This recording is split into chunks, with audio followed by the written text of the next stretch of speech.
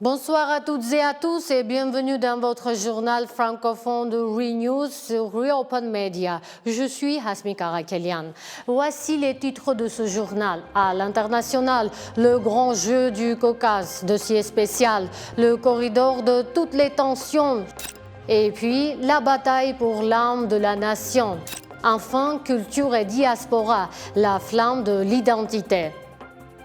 Nous y avons fait un miracle. Par ces mots, pour la deuxième fois en quelques jours, le président américain Donald Trump s'attribue les mérites d'un règlement arméno-azerbaïdjanais qu'il juge imminent. Mais derrière cette déclaration choc, les ondes d'ombre s'accumulent autour de la récente rencontre à huis clos entre Nikol Pachinian et Ilham Aliyev à Abu Dhabi. Qu'a-t-il été négocié? Quels accords verbaux ont été conclus?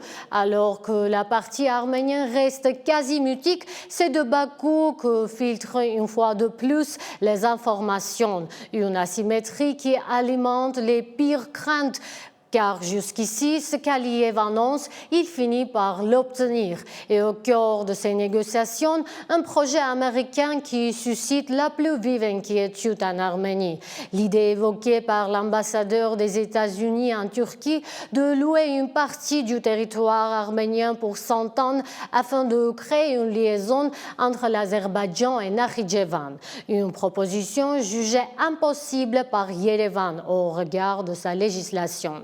Pourtant, cette idée fait écho aux informations du think tank américain Carnegie, qui révélait une proposition de l'administration Trump concernant un corridor via les territoires arméniens de Syunik.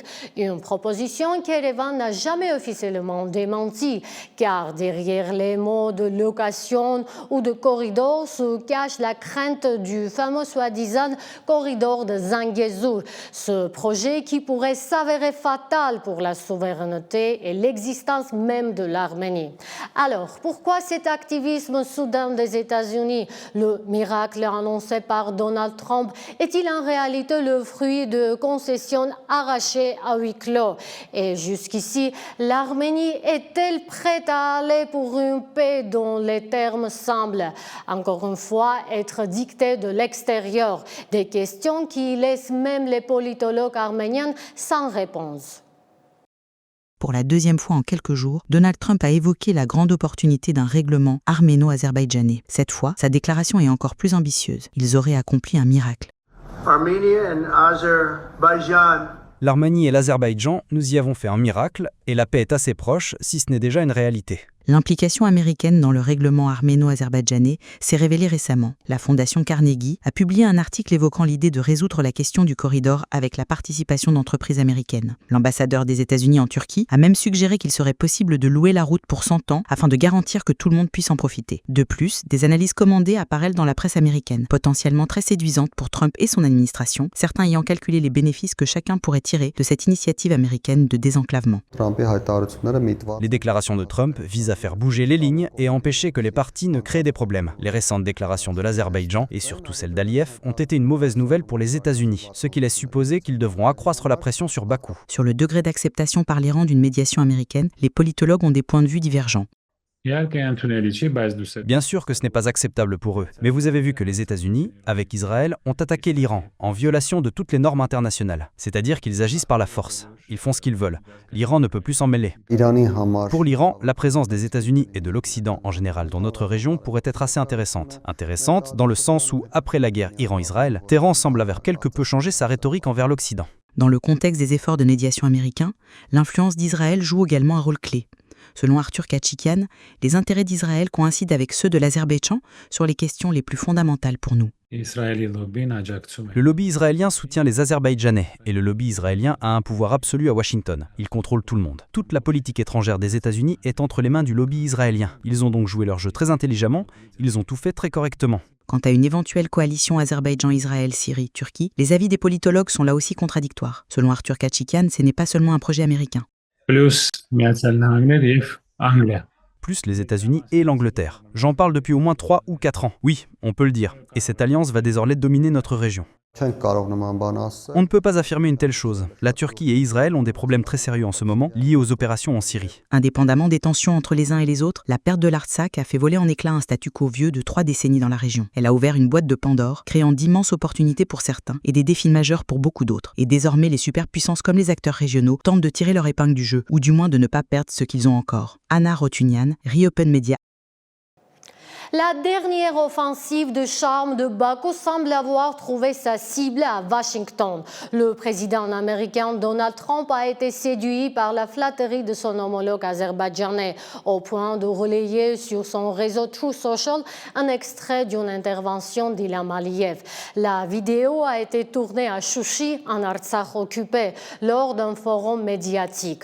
On y attend le président azerbaïdjanais dresser un portrait élogieux de Donald Trump, le seul dirigeant américain, selon lui, qui n'a pas déclenché de guerre. Nous soutenons l'administration Trump et nous lui sommes reconnaissants pour ses efforts, y affirme Ilham Aliyev. Le président turc Recep Tayyip Erdogan revient à la charge sur le projet de corridor de Zangezur, qualifiant cette route d'extrêmement importante sur le plan géopolitique. Il a insisté sur ses bénéfices non seulement pour l'Azerbaïdjan et la Turquie, mais aussi pour l'Arménie et toute la région. Des déclarations faites aux journalistes dans l'avion qui le ramenait de Chypre. Erdogan a également rappelé qu'il était sur la même longueur d'onde que son homologue azerbaïdjanais, Ilham Aliyev, qui souhaite lui aussi voir la construction de cette route achevée dans les meilleurs délais. Ce corridor reliera également des zones géographiques extérieures à notre région et donnera un nouvel élan aux échanges commerciaux. Nous espérons avant tout que cette route ne devienne pas une source de contradiction, mais un symbole d'entente. Ainsi, la région deviendrait une zone de prospérité fondée sur la coopération. Je suis convaincu que nous, en tant que pays de la région, pouvons résoudre ce problème par la compréhension mutuelle. Je suis convaincu que nous résoudrons ce problème ensemble. Pour Téhéran, le projet de corridor est une menace existentielle. C'est l'avertissement Amir Reza Azizi, chercheur à l'Institut allemand pour les affaires internationales. Il le qualifie de dernier clou dans le cercueil de l'influence iranienne dans la région. Ce projet de corridor, prévient-il, priverait l'Iran de son accès naturel au Caucase du Sud via l'Arménie. La raison est simple. Si Bakou ou des puissances étrangères contrôlent cet axe, l'Iran dépendra quasi exclusivement de l'Azerbaïdjan pour son commerce avec le Caucase, la Russie et l'Europe. Pire encore, le contournement de l'Iran affaiblirait sa position dans l'initiative chinoise des nouvelles routes de la soie, réduisant sa valeur en tant que partenaire stratégique de Pékin. Car la principale crainte de Téhéran est limpide, voir ce corridor renforcer l'influence turque et surtout amener une présence directe des États-Unis à ses portes.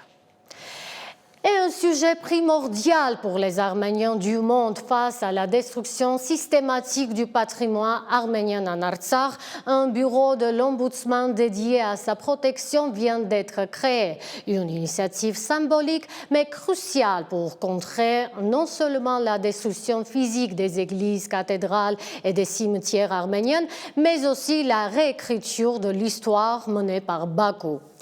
Récemment, lors de la dernière réunion de son conseil de coordination, le bureau de l'ombudsman du patrimoine culturel du Haut-Plateau arménien a décidé de créer un bureau spécifique pour le patrimoine culturel de l'Artsakh.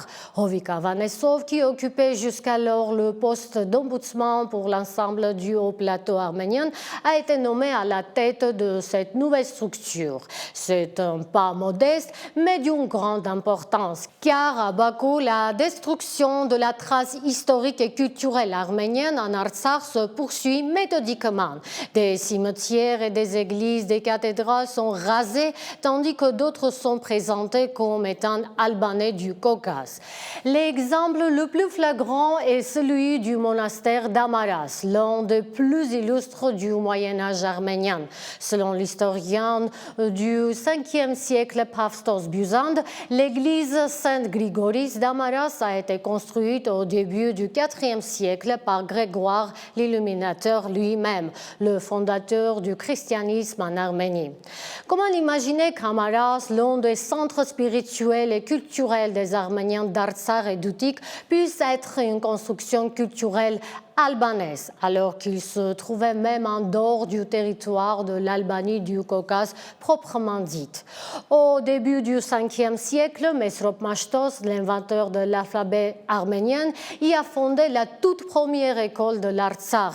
Amaras était l'un des centres spirituels et épiscopaux de la région. En septembre 2023, le monastère d'Amaras a été occupé par les forces armées azerbaïdjanaises. Un message d'espoir et de résilience au cœur d'un Moyen-Orient en proie à l'instabilité. Au Liban, l'organisation Homentmen, l'Union générale arménienne de culture physique, a réussi un véritable tour de force, réunir plus de 1000 scouts arméniens venus de toute la région pour son tout premier camp régional. Un rassemblement placé sous le signe de la transmission, visant à inculquer aux jeunes générations les piliers de l'identité arménienne malgré un contexte de guerre. Le camp a été inauguré dans la ville de Baskinta sur le mont Liban sous le slogan « Élève-toi et élève les autres ». L'objectif de l'organisation est de former de jeunes Arméniens physiquement forts, dotés de hautes valeurs morales et intellectuelles. Il leur apprend à être travailleurs, patriotes et respectueux des lois et des disciplines, tout en développant en eux le sens de l'honneur et de la responsabilité, ainsi qu'un esprit de la solidarité et de respect mutuel. Notre objectif est de toujours rassembler les scouts de l'Homentmen de toute la diaspora pour qu'ils apprennent à se connaître et passent de bons moments ensemble. Et voilà, nous l'avons fait. Je suis venue d'Alep, où je suis membre de l'Homentmen. Ici, nous avons appris énormément de choses. Nous allons rentrer à la maison avec beaucoup plus de connaissances sur l'histoire de l'Homentmen et sur l'Arménie. Je suis très satisfaite. Je rentre à la maison vraiment impressionnée. Comment rendre hommage à la légende de Charles Aznavour sans jamais oser limiter sa voix unique? C'est le pari audacieux du spectacle. Encore une fois, Charles Aznavour, qui après un passage remarqué à Prague, s'apprête à conquérir Paris, porté par le Petrosian Dance Theatre venu des États-Unis. Cette production est née d'une vision de son créateur foudroyé devant l'étoile d'Aznavour sur le Hollywood Walk of Fame. La conviction était claire. Puisque personne ne peut reproduire la voix du maître, c'est son histoire qui sera racontée à travers la puissance de ses chansons originales et l'émotion des mouvements des danseurs. Le spectacle en 2 actes n'est pas un simple best-of, mais une plongée dans la philosophie de vie du grand Charles, un homme de passion, d'amour et de vitalité. Et on termine ce journal avec un point météo et un appel à la plus grande vigilance. Une vague de chaleur s'apprête à frapper une partie du pays du 22-24 juillet. Selon les services météorologiques, le thermomètre grimpera jusqu'à 40 degrés, notamment dans la plaine de l'Ararat, les vallées du Sunik et dans la capitale Yerevan.